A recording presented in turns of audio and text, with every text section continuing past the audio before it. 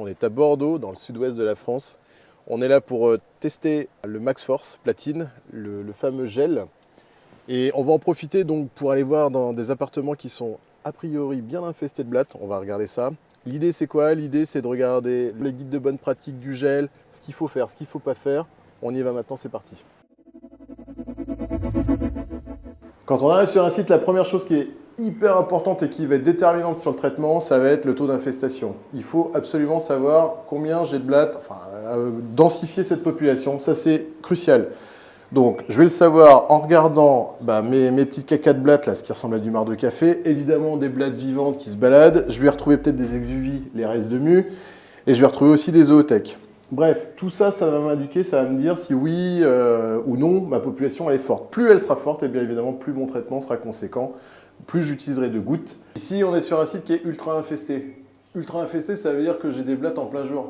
La blatte, normalement, elle est dite lucifuge, c'est-à-dire qu'elle fuit la lumière.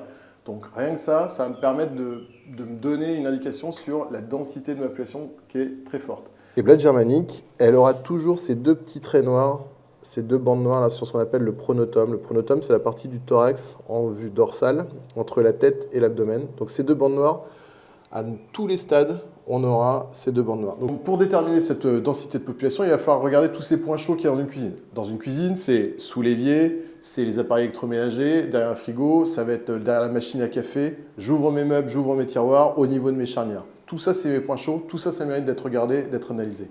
Sur une salle de bain, c'est pas forcément... Oui, il va y avoir des blattes qui peuvent effectivement être sous le lavabo. On le voit, là, il y a quelques petites crottes de blattes. Mais ce n'est pas forcément un très gros spot où elles vont nicher. Et pour moi, ça, c'est presque plus important de traiter ces éléments où on va retrouver des crottes de blattes, etc., qui sont dans les rails des portes, qu'au niveau de mon lavabo.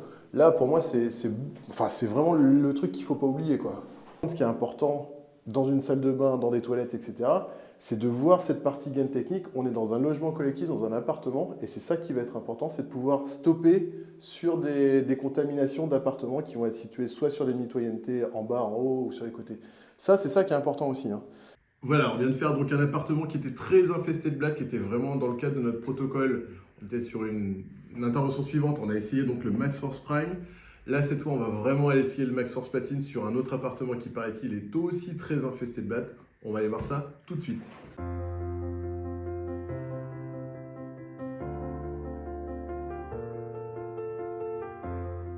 Donc là, moi je découvre, c'est un peu la surprise, hein, cette cuisine elle est vraiment très très infestée de blattes. L'idée c'est que donc, dans un premier temps on va faire une première intervention qui va permettre vraiment d'assainir un peu la situation, qui va permettre de casser, diminuer fortement cette population. On a aspiré quelques blattes, ça fonctionne très bien, c'est non chimique. Et après il y a aussi des méthodes qui fonctionnent très bien en pulvée, par contre il faut quand même faire très attention dans une cuisine. Mais en tout cas ce qui est sûr c'est que dans un premier temps il faut une première intervention. Et ensuite, on vient au moins sur cette deuxième intervention faire ce traitement au gel. Alors évidemment, dans une cuisine, avant de faire un traitement blatte, il y a des choses, des mesures préventives, des mesures prophylactiques pour éviter toute cette prolifération de blattes. Des choses qui paraissent évidentes, mais stocker des poubelles comme ça, ou ne pas avoir de couvercle, avec des choses qui tombent, des papiers qui sont stockés, forcément tout ça, c'est à bannir. Voilà, on voit des petites larves qui se baladent là. Ensuite, il y a des petites choses, par exemple, au niveau de l'évier, avoir des éponges comme ça qui sont toujours remplies d'eau, ça va apporter de l'humidité à ces blattes. Il y a des choses comme des défauts de jointement, alors qu'on voit un petit peu à l'extérieur, mais qu'on pourra regarder aussi dessous. Tout ça, ça crée des caches pour les blattes. Dès qu'on peut éviter d'avoir des caches, il faut essayer de jointer, etc. Ça, c'est hyper important. L'idée, c'est donc évidemment d'enlever au maximum cette source alimentaire, d'éviter cette compétition alimentaire. Ça, évidemment, cette plaque de cuisson avec plein de nourriture, cette farine qui reste, tout ça, évidemment, ça va être nettoyé. Il faut nettoyer avant, nettoyer après, ça sera peut-être nuire à l'efficacité du gel, on va le dégrader, on va mettre par exemple un spray désinfectant. Donc ça, il faudrait le faire dans l'absolu avant de pouvoir faire son traitement. La difficulté maintenant, ça va être de savoir quelle quantité de produit je vais devoir mettre. Dans cette cuisine qui est fortement infestée, le produit est utilisé avec 2 gouttes par mètre carré en surface technique. Donc c'est ce qu'on va utiliser. La surface technique, c'est quoi? C'est toute la surface qu'il y a, par exemple, dans mon meuble. Il va falloir que je calcule assez rapidement cette surface. Je ne raisonne pas avec la surface au sol, je travaille vraiment sur ma surface technique. Dans cette cuisine qui est très infesté de blattes, qui fait aller à peu près 2 mètres sur, on va dire, 5-6 mètres, on va dire 12 mètres carrés pour être large. Moi, comme ça, vu le nez, avec cet ensemble de placards hauts, cet ensemble de placards bas, ces petits recoins, une centaine de gouttes ici, moi, ça ne me choque pas. Centaine de gouttes avec 0,1 gramme par goutte, ça fait 10 grammes. Grosso modo, ça veut dire que je dois à peu près mettre un tiers de ma cartouche ici. Une surface technique, qu'est-ce que c'est? Exemple, j'ouvre mon placard. Alors, je ne suis pas là pour faire un calcul ultra précis, mais je vois qu'à peu près à l'intérieur, allez, j'ai à peu près 2 mètres carrés. Donc, je mesure toutes ces surfaces, plus le cache de la hotte. Donc, grosso modo, il va falloir que je mette 1, 2, 3 et 4 gouttes de gel, là où j'ai le plus de crottes de blattes. Bon, une autre façon de voir les choses, sinon, c'est de se dire qu'une blatte, ça se nourrit entre 30 et 40 cm de là où ça se cache. J'ouvre mon placard, je vois qu'il y a plein de crottes de blattes. J'ai 1, 2, et après j'en mets une dernière au fond en quinconce. Et voilà, j'ai mes 3 gouttes dans ce placard.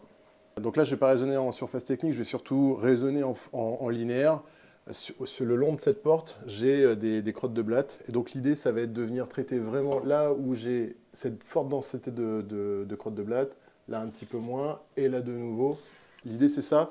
C'est que mon gel, il va être vraiment en fonction de la densité de crottes de blattes. Plus j'aurai de crottes de blattes, et plus ça sera le meilleur point pour mettre mon gel. C'est ça qui est important. J'en remets un petit point de gel ici au cas où. Là, parce que j'ai encore un petit peu de crottes. Et voilà.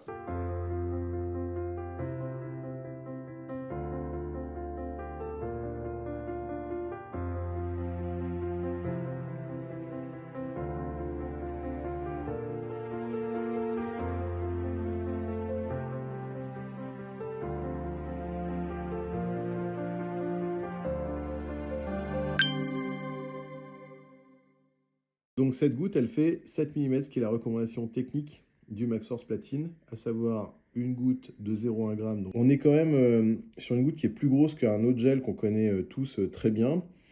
Et ça, c'est pour une surface technique d'1 mètre carré. Donc sur une faible infestation, je vais donc poser une gouttelette comme ça, de 0,1 g, de 7 mm, dans à peu près 1 mètre carré. Donc ce qu'il ne faut pas faire, c'est par exemple mettre des grosses ou même un simple goutte de gel comme ça, qui sont très visibles. Sur le mur, évidemment, on évite. Ce qu'il ne faut pas faire non plus, c'est de mettre des points de gel qui sont sur des points qui vont être chauds, du style, ça, cette sortie de gaz brûlé. Ce qu'il ne faut pas faire non plus, c'est de faire des traînées comme ça de gel. Ça, on va éviter ça, on va faire plutôt des petits points. Évidemment, on va éviter de mettre du gel directement proche vraiment de la nourriture. Et puis proche aussi parce que des plaques, parce qu'il va y avoir plein de graisse, ça va nuire au gel. Le gel, il va se couvrir de poussière, de gras, etc. Donc on va plutôt toujours à chaque fois essayer de mettre des points de gel qui sont bien cachés là où nichent les blattes. Ce qu'il ne faut pas faire, c'est par exemple aller mettre directement du gel alors qu'il y a tous les ustensiles de cuisine, comme ici par exemple des couteaux. On va plutôt privilégier d'aller traiter les dessous de tiroirs parce que de toute façon, le tiroir est mal jointé et les blattes iront dessus. Voilà, les ventilations, ça, il y a vraiment un truc qui est très agaçant, c'est de voir ces gouttes de gel qui sont posées sur les bus de ventilation. Poser une goutte de gel ici, alors c'est super, hein, c'est visuel, on voit que le technicien est passé, mais ça n'a aucun intérêt, hein. La blatte, elle a une sainte horreur de la ventilation et donc de la déshydratation. Par contre, aller mettre discrètement une goutte de gel là-dessous, ça c'est bien mieux. Petit rappel, on est quand même dans un immeuble collectif, dans un appartement. Il y a très probablement d'autres appartements qui sont également infestés de blattes. Là, notre métier en tant que désinsectiseur, c'est aussi de voir la globalité parasitaire de l'immeuble. Il va donc falloir prendre contact avec le gestionnaire et faire un traitement global. C'est fortement conseillé dans ce cas-là. En conclusion de cette journée, voilà ce qu'on peut dire. Que le Maxforce Platine est un gel dont la matrice blanche synthétique est plutôt assez agréable. Elle coule pas trop, elle semble plutôt efficace. En tout cas, les blattes, venez le consommer. Un autre truc qui est vraiment bien, c'est que là, par contre, c'est un gel, voilà, ça fait plusieurs minutes qu'on l'a posé et il n'y a pas de taches. Donc ça, c'est quand même assez agréable parce qu'au moins, on n'a pas de taches sur des supports type papier peint, type placo. Après, nous, on utilise aussi très régulièrement du Maxforce Prime, on n'a jamais eu trop de soucis, c'est un gel qui fonctionne plutôt bien. Donc à voir après sur le temps, sur le platine, on aime bien essayer les choses. Ensuite, pour la partie tuto, guide de bonne pratique, j'espère vraiment que tu as appris des choses parce que je crois qu'aujourd'hui, on a quand même vu vraiment beaucoup de blattes. Bref, c'est un gel qui était quand même assez agréable à appliquer. J'ai appliqué d'autres gels il n'y a pas très très longtemps et j'avais des problèmes par exemple d'extrusion. Là, ça sort plutôt bien. Le choix du pistolet, à mon avis, il est à bien contrôler. Là, c'était un bait gun qui était utilisé. Voilà, merci, à très bientôt.